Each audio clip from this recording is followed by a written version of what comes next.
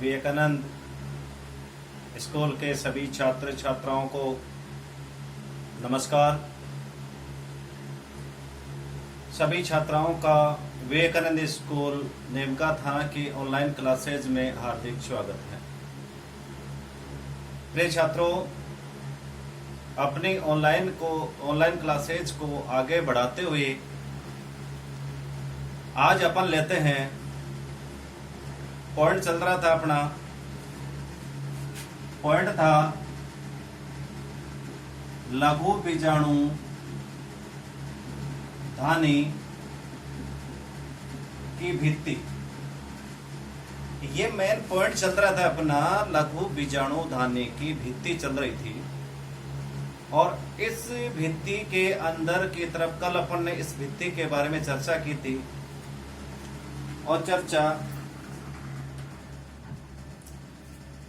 करते हुए इस भित्ति में पाए जाने वाले चारों स्तरों का वर्णन किया था। चारों स्तरों में मुख्य जो परत थी वो थी टेपिटम। और टेपिटम क्या है, इसकी कोशिकाएं कैसी होती हैं, इसका क्या कार्य है, टेपिटम कितने प्रकार का होता है, ये सारी चीजें कल अपन पढ़ चुके थे। अब पराकोश की भित्ति के बाद में ये पहला पॉइंट था लघु बीजाणु धानी का। और आज लेते हैं अपन बीजाणु जन कोशिकाएं। कौन सी कोशिकाएं? आज पॉइंट है अपना बीजाणु जन कोशिकाएं। मैं फिर बता रहा हूं आपको, मैंने कहा था कि पराकोश में दो पालियां होती हैं। ये दो पालियां हैं, इन दोनों पालियों को जोड़ने वाला जो ये ऊतक है वो योजी ऊतक है, ये योजी ऊतक है। और इस पाली में, प्रत्येक पाले में दो गोलाकार कक्ष होते हैं और इन गोलाकार कक्षों को अपन कहते हैं लघु बीजाणु धानी। इसको कहते हैं अपन लघु बीजाणु धानी। और एक लघु बीजाणु धानी की यदि मैं बात करूं तो इस प्रकार से गोल स्ट्रक्चर होती है। और इस स्ट्रक्चर के अंदर इस प्रकार से होता है, देखिए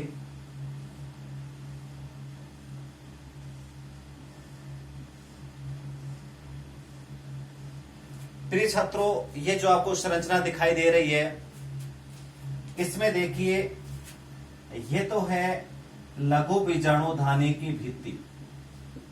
लघु बीजाणु धानी भित्ति। और इस भित्ति से घिरी हुई जो कोशिकाएं होती हैं, इन कोशिकाओं को कहते हैं बीजाणु जन कोशिकाएं। बीजाणु जन कोशिकाएं। इस प्रकार से लघु बीजाणु जो धानी होती है, इसे दो भागों में बांटा जाता है। बाहर वाले जो आवरण है, इस आवरण को कहते हैं लघु बीजाणु धानी भित्ति। इसका एक्सप्लेनेशन, इसका वर्णन अपन कल कर चुके थे। आज लेते हैं अपन बीजाणु जन कोशिकाएं। तो बीजाणु जन कोशिकाएं कौन सी कोशिकाएं होती हैं? तो अपन कह सकते हैं कि लघु बीजाणु धानी की भित्ति से घिरी हुई जो कोशिकाएं होती हैं, इस भित्ति से अंदर की तरफ जो कोशिकाएं हैं वो कहलाती हैं बीजाणु जन कोशिकाएं। प्रिय छात्रों, ये जो कोशिकाएं होती हैं, इन कोशिकाओं के द्वारा लघु बीजाणु मात्र कोशिका बनती है। अर्थात ये जो बीजाणुजन कोशिकाएं हैं, ये बीजाणुजन कोशिकाएं आगे चल करके और बदल जाती हैं किसमें? लघु बीजाणु मात्र कोशिका में। और ये लघु बीजाणु मात्र जो कोशिका होती हैं, ये कोशिकाएं द्विगुणित होती हैं। ऐसी होती हैं द्विगुणित, अर्थात इनमें गुणसूत्रों की संख्या 2n होती है।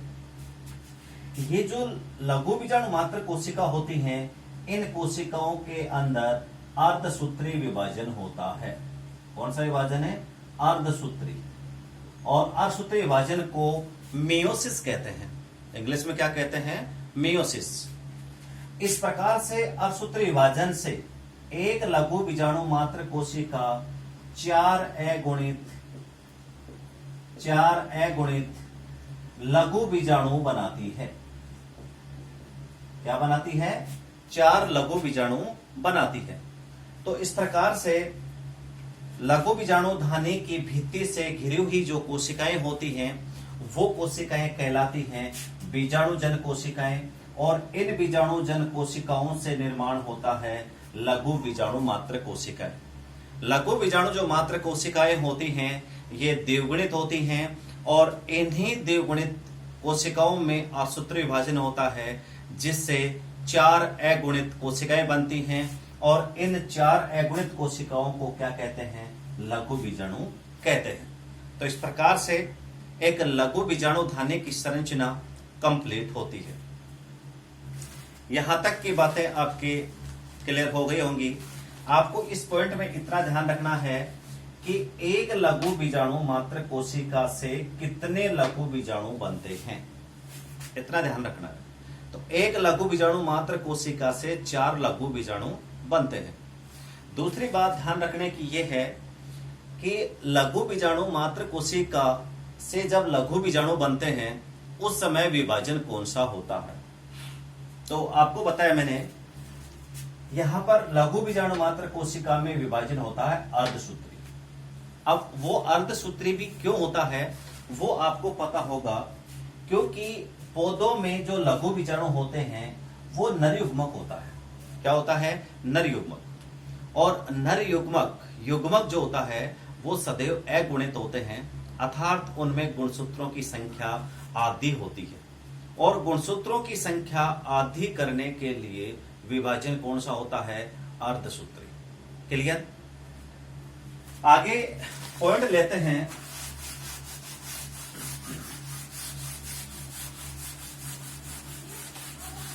आगे पॉइंट है, और वो पॉइंट है लघु बीजाणु जनन।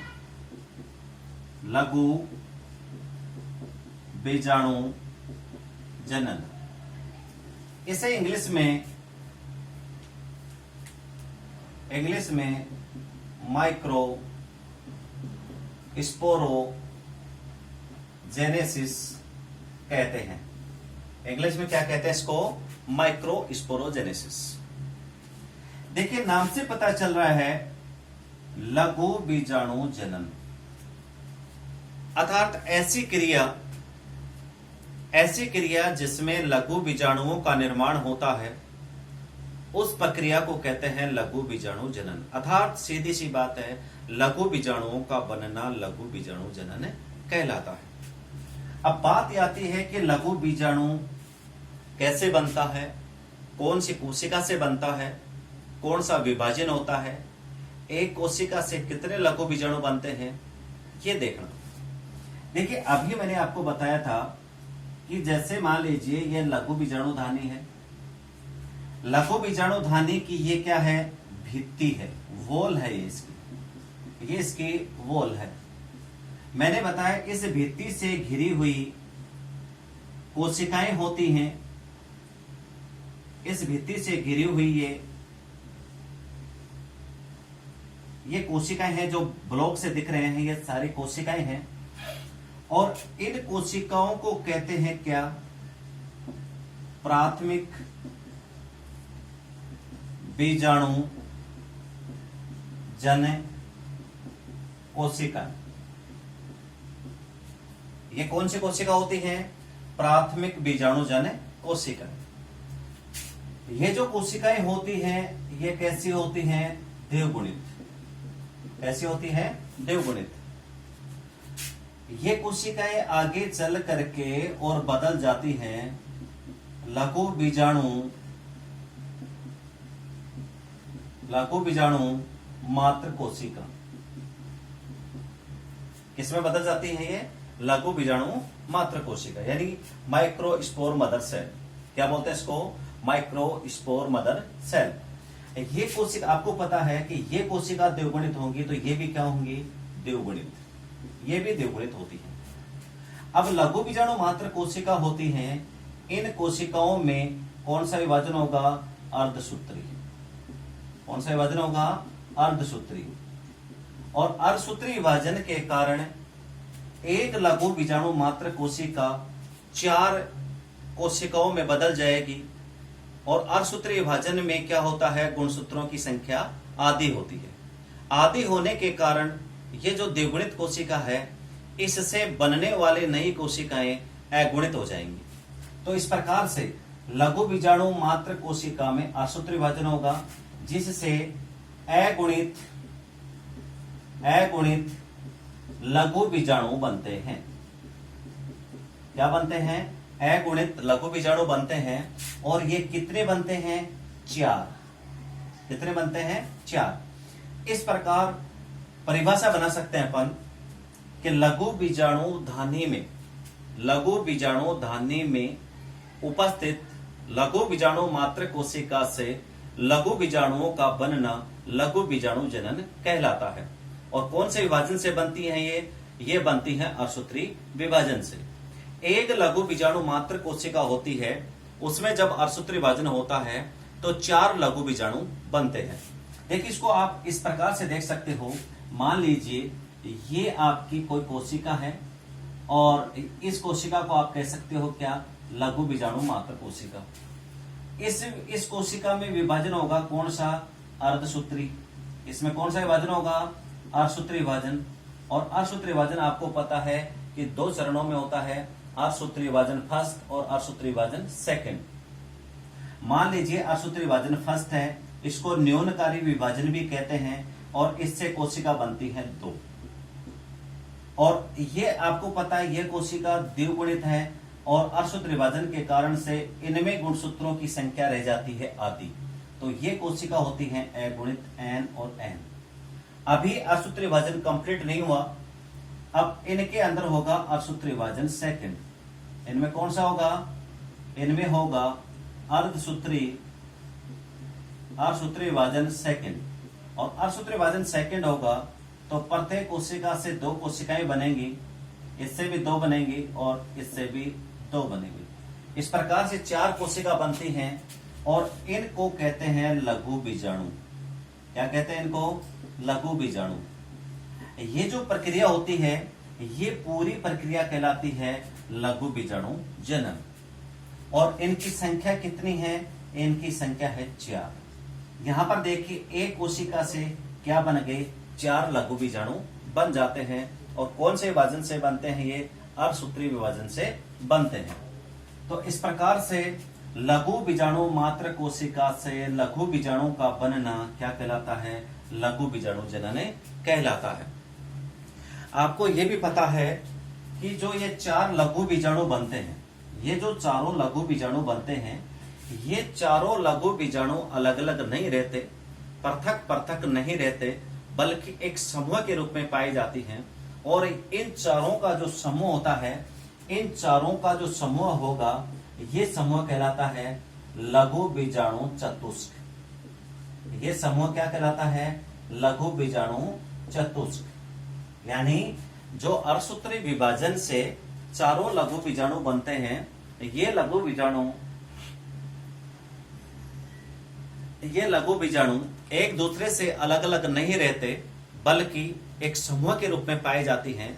और इन चारों लघु बीजाणुओं का जो समूह होता है, वो समूह कहलाता है आपका लघु बीजाणु चतुष्क। अब बात आती है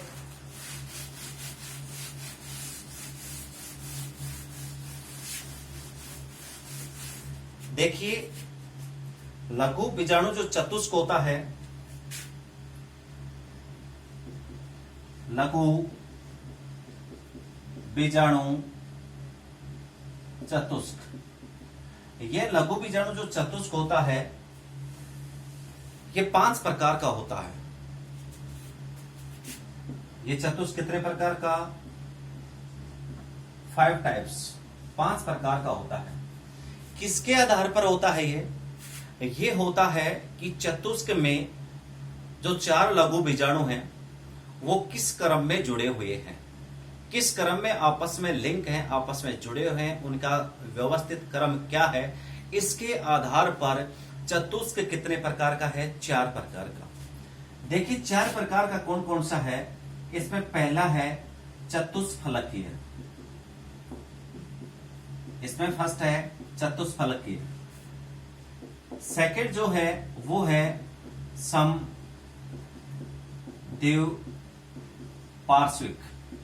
सेकंड क्या है? समद्विपार्श्विक। तीसरा है क्रोशित। फोर्थ है टी आकार। और पांचवा है रेखिक। पुराने सिलेबस में जब एनसीईआरटी का सिलेबस चलता था उस समय ये प्रकार नहीं थे, सीधा इतना ही था कि लघु बीजाणु चतुष्क पाया जाता है और एक चतुष्क में 4 लघु बीजाणु पाए जाते हैं, बस इतना ही था। ये जो टाइप थे ये नहीं चलते थे। 2010 से पहले जब सिलेबस चेंज नहीं हुआ था उस समय ये चीजें चलती थी। अब सिलेबस चेंज होने पे दोबारा इनको इंक्लूड कर दिया गया, दोबारा इनको जोड़ दिया गया। तो इस प्रकार से ये 5 प्रकार हैं लघु बीजाणु चतुष्क के। पहला है चतुष्फलकीय, दूसरा है समद्विपार्श्विक, तीसरा है क्रोशित, चौथा है टी आकार और पांचवा है रेखिक।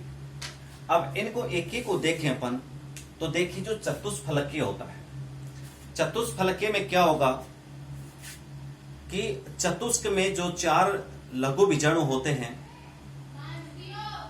इनको जब देखा जाता है तो अपने को 3 ही दिखाई देते हैं और इन 3 के पीछे चौथा होता है। कैसे होता है देखो, इसमें इस प्रकार से होता है।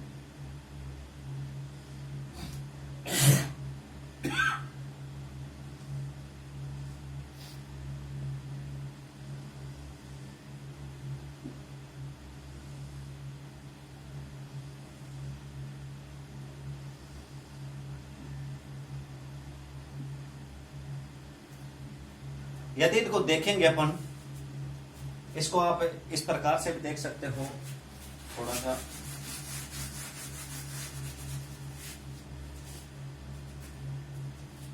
देखो, इसको ऐसे भी देख सकते हैं अपन।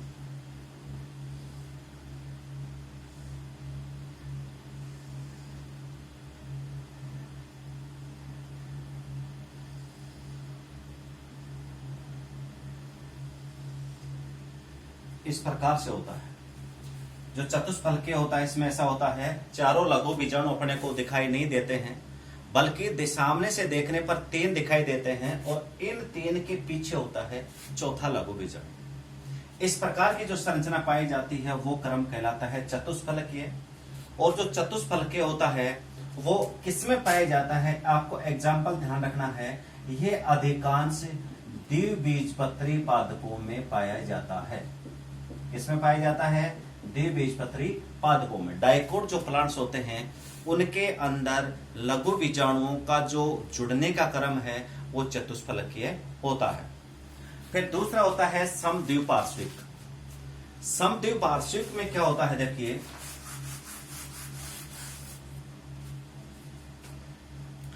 समद्विपार्श्विक में देखा गया कि चतुष्क के जो चारों लघु बीजाणु हैं वो एक ही तल में पाए जाते हैं और एक ही तल में होने के कारण चारों लघु बीजाणु अपने को दिखाई देते हैं। कैसे दिखाई देते हैं देखो, इसको आप इस प्रकार से देख सकते हो।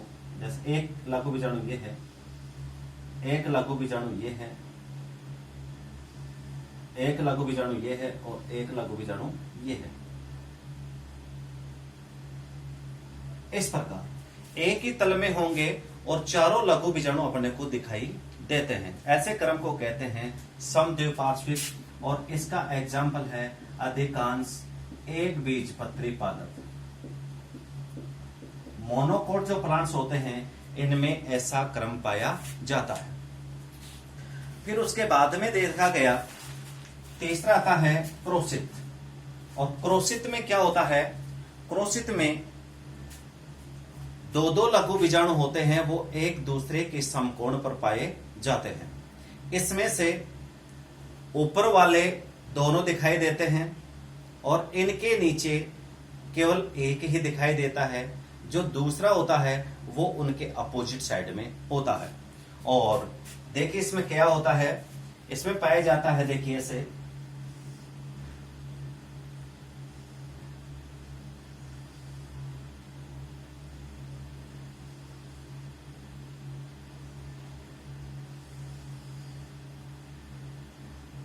इस प्रकार से होता है। ऊपर वाले दोनों अपने को दिखाई देते हैं, नीचे वाले दो में से केवल एक दिखाई देता है, जो चौथा है वो उसके अपोजिट साइड में होगा, जो अपने को दिखाई नहीं देता। और इस प्रकार का जो क्रम होता है वो क्रोशित कहलाता है। ये कहलाता है क्रोशित और ये कहलाता है समद्विपार्श्विक। और इसका एग्जाम्पल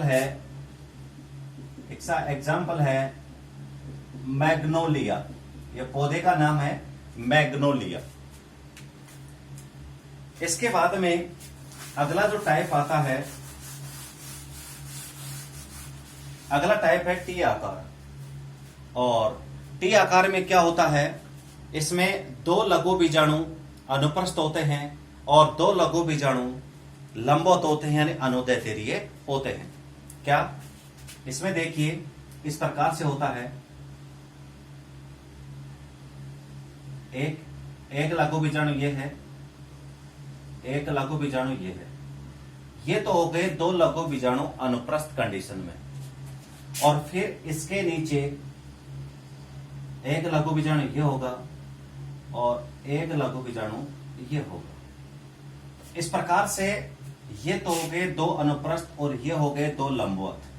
इस प्रकार से ये टी शेप समान संरचना बनाते हैं, इसलिए इसका नाम पड़ जाता है टी आकार। और इसका एग्जाम्पल ऐसा किसमें देखा गया है, इसका एग्जाम्पल है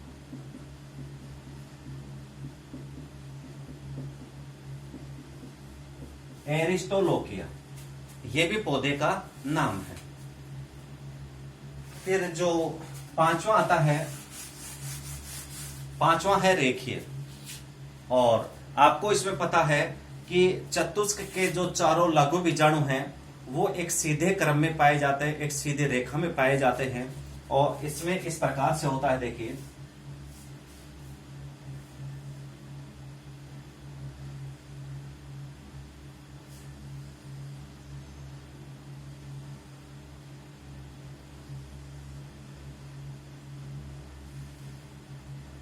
इस प्रकार से चारों लघु बीजाणु एक सीधी रेखा में पाए जाते हैं, इसलिए इसका नाम पड़ जाता है रेखिक। और इसका एग्जाम्पल है हेलोफिला। इसका एग्जाम्पल है हेलोफिला। ये भी पौधे का नाम है। क्लियर? प्रिय छात्रों, अब ये आपके लघु बीजाणु चतुष्क के पांचों प्रकार आ गए, एग्जाम्पल आ गया कौन से पौधे में किस प्रकार का पाया जाता है। तो आपको मैंने बताया द्विबीजपत्री पादपों में पाया जाता है कौन सा, चतुष्फलकीय। एक बीजपत्री में पाया जाता है समद्विपार्श्विक। इसके बाद दूसरा बताया मैंने मैग्नोलिया। मैग्नोलिया में पाया जाता है कौन सा, टी आकार, क्रोशित। फिर आता है एरिस्टोलोकिया। एरिस्टोलोकिया में पाया जाता है टी आकार। और फिर आता है हेलोफिला। हेलोफिला में कौन सा पाया जाता है, रेखिक। बात यह आती है कि जो चतुष्क के जो चारों, ये जैसे मान लीजिए ये चतुष्क के लघु बीजाणु हैं,